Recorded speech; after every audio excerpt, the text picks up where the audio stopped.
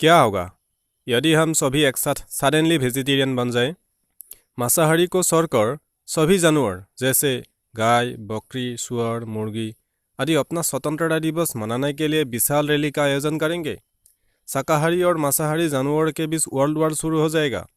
Tank, rocket, nuclear bomb, ये सब हथियार उपलब्ध करने के लिए तो हम लोग है ही। जाहिर है बाघ, शेर, भेड़िया आदि मांसाहारी जानवर शाकाहारी जानवरों के विशाल फौज का सामना नहीं कर पाएंगे और सब मांसाहारी जानवर शाकाहारी जानवरों का गुलाम बन जाएंगे और तब सभी जानवर एकजुट होकर हम इंसानों पर हमला करेंगे। यहाँ तक कि सांप, बिच्छू, मछली ये भी उनके साथ देंगे। तब पाताललोक जाने के अलावा हमारे पास दूसरा कोई ऑप्शन ही नहीं बचेगा। ये तो था एक फनी एक्सप्लेनेशन। अगर हम मामले को थोड़ा गहराई से देखें तो इसका जो मुख्य परिणाम होंगे वे कुछ इस प्रकार होंगे। पहला, हेल्दी एनिमल पॉपुलेशन यानी स्वस्थ पशु जनसंख्या। दुनिया भर में प्रतिदिन लगभग 200 मिलियन जमीनी जानवरों को भोजन के लिए मार दिया जाता है। मछलियों की गिनती करें तो यह संख्या प्रतिदिन लगभग 3 बिलियन जानवरों तक बढ़ जाती है। यदि मानव जाति शाकाहारी हो जाती है तो पशु क्रूरता कम हो जाती, न केवल उद्योगों में जहाँ मांस के लिए जानवरों को मार दिया जाता है, बल्कि अंडे और डेयरी उद्योगों में भी, जहाँ जानवरों को भीड़भाड़, अमानवीय व्यवहार, खराब स्वच्छता, बीमारी और चिकित्सा देखभाल की कमी का अनुभव होता है।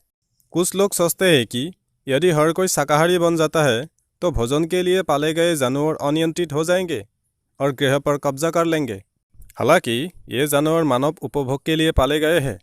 जानवर स्वाभाविक रूप से इतनी ऊंची दर पर प्रजनन नहीं कर रहे हैं। आखिरकार ड्रोवर्स के अनुसार कुछ देशों जैसे उरुग्वे, न्यूजीलैंड, ऑस्ट्रेलिया, ब्राज़ील और अर्जेंटीना में लोगों की तुलना में अधिक कैटल है। दूसरा, सभी के लिए पर्याप्त भोजन। कुछ लोगों को मानना है कि यदि हर कोई मांस को छोड़कर शाकाहारी बन जाता है तो हमारे पास अपने ग्रह की लगातार बढ़ती आबादी को खिलाने के लिए पर्याप्त खाना नहीं होगा। यह एक वैलिड विचार है क्योंकि ग्रह पर 7.5 बिलियन से अधिक लोग हैं। संयुक्त राष्ट्र के अनुसार यह आंकड़ा 2030 तक 8.6 बिलियन, 2050 तक 9.8 बिलियन और 2100 तक 11.2 बिलियन हो जाने का अनुमान है। हालांकि हम ऑलरेडी ग्रह पर सभी को खिलाने के लिए आवश्यक भोजन की 1.5 गुना से अधिक मात्रा उत्पादन कर रहे हैं।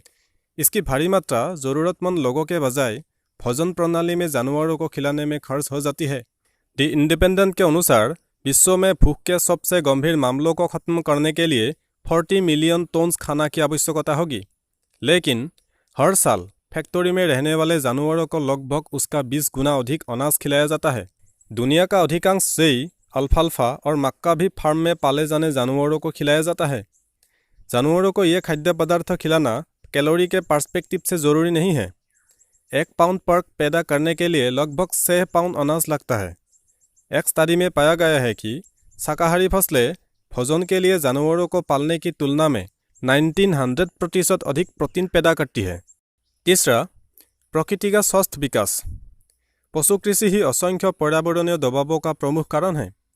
यह संपूर्ण परिवहन क्षेत्र जैसे कार, बस, ट्रेन, विमान और रॉकेट जहाज की तुलना में अधिक ग्रीनहाउस गैस उत्सर्जन उत्पन्न करता है। पौधे आधारित खाद्य पदार्थ बहुत ही कम उत्सर्जन पैदा करते हैं। साइंटिफिक अमेरिकन के अनुसार आधा पाउंड आलू उगाने में 0.17 मील प्रति कार चलाने के बराबर उत्सर्जन उत्पन्न होता है, लेकिन आधा पाउंड बीफ के उत्पादन से उतना उत्सर्जन होता है जितना उसी कार को 9.8 मील चलाने से होता है।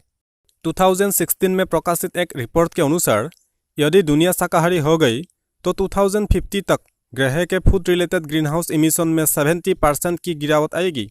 पशु कृषि के लिए भारी मात्रा में भूमि की आवश्यकता होती है। The American journal of clinical nutrition द्वारा प्रकाशित शोध के अनुसार एक मांस खाने वाले के आहार को शाकाहारी की तुलना में 17 गुना अधिक भूमि की आवश्यकता होती है। डच वैज्ञानिकों का अनुमान है कि यदि हर कोई मांस खाना बंद कर दे तो मवेशियों के सड़ने के लिए उपयोग की जाने वाली 2.7 बिलियन हेक्टेयर्स भूमि उपलब्ध हो जाएगी। American journal of clinical nutrition में प्रकाशित शोध में यह भी पाया गया है कि मांस आधारित आहार के लिए मांस मुक्त आहार की तुलना में 14 गुना अधिक पानी की आवश्यकता होती है। चौथा, जंगली प्रजातियों का पूर्ण विकास। जीव प्रजातियों का नुकसान एक मानव निर्मित मुद्दा है। जर्नल साइंस में प्रकाशित एक समीक्षा के अनुसार प्रजातियों के विलुप्त होने की दौड़ मानव अस्तित्व से पहले की तुलना में 1000 गुना अधिक है। कोई वैज्ञानिक इस मुद्दे को ग्रह के चौथे सामूहिक विलोपन के रूप में संदर्भित करते हैं। शोधकर्ताओं की बढ़ती संख्या इस बात से सहमत है कि भोजन के लिए जानवरों की खेती प्रजातियों के विलोपन होने का एक नंबर कारण है, अर्थात पशुधन के लिए भूमि साफ करने के कारण निवास स्थान का नुकसान हो रहा है। WWF के the appetite for destruction summary report के अनुसार एक्सेसिव एनिमल प्रोडक्ट कंजम्पशन ही सभी जैव विविधता के 60% नुकसान के लिए जिम्मेदार है। घोड़े, भेड़िए, लोमड़ी, भालू, ऊदबिलाव, शेर, elk, kangaroo, raccoon, koala, seal और ब्लूबर्ड कुछ ऐसे जानवर हैं जो पशु कृषि के कारण पीड़ित होते हैं। समुद्र में मछली पकड़ने की प्रथाओं के कारण समुद्री जानवरों को भी खतरा होता है। अरबों जानवर, जिनमें समुद्री कछुए, व्हेल, डॉल्फिन, सील और लुप्तप्राय मछलियाँ शामिल हैं, गलती से पकड़े जाते हैं और मारे जाते हैं, जबकि मछुआरे अन्य प्रजातियों को पकड़ने का प्रयास करते हैं। 5वां, इम्प्रूव पब्लिक हेल्थ यानी सार्वजनिक स्वास्थ्य में सुधार।